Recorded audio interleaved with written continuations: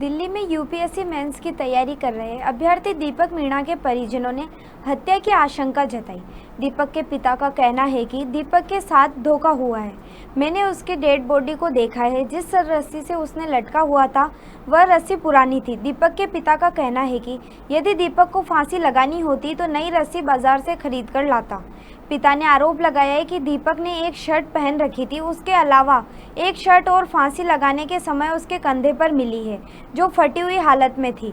जहां फांसी लगाई थी वहां उसके पैर जमीन पर टिके हुए थे। पिता का यह भी आरोप है कि दीपक घर से जाते वक्त 2 बेडशीट लेकर गया था, जो उसके कमरे पर मौजूद थी, जबकि फांसी लगाने के समय उसके पास मिले बैग में एक बेडशीट अलग थी।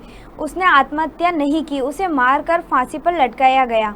दूसरी तरफ यूपीएससी अभ्यर्थी दीपक कुमार मीणा के नृशंस हत्या के विरोध में नेहरू विहार में मुखर्जी नगर तक आयोजित शांति मार्च निकाला गया। उद्देश्य दीपक के परिवार को न्याय दिलाना और प्रशासन को दोषियों के खिलाफ सख्त कार्रवाई करने के लिए मजबूर करना है।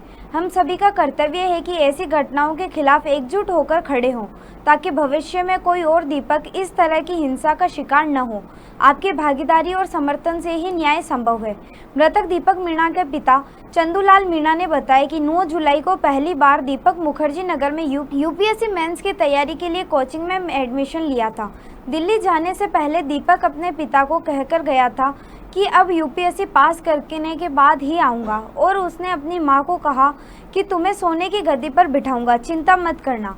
मृतक दीपक के पिता चंदूलाल मीणा ने कहा कि 1 सितंबर को वह अपने बेटे से मिलने दिल्ली गए थे। वह हर दिन सुबह के समय अपने बेटे से मोबाइल पर बात करते थे। 10 सितंबर को आखिरी बार बात हुई थी, उसके बाद फ़ोन ही नहीं उठा।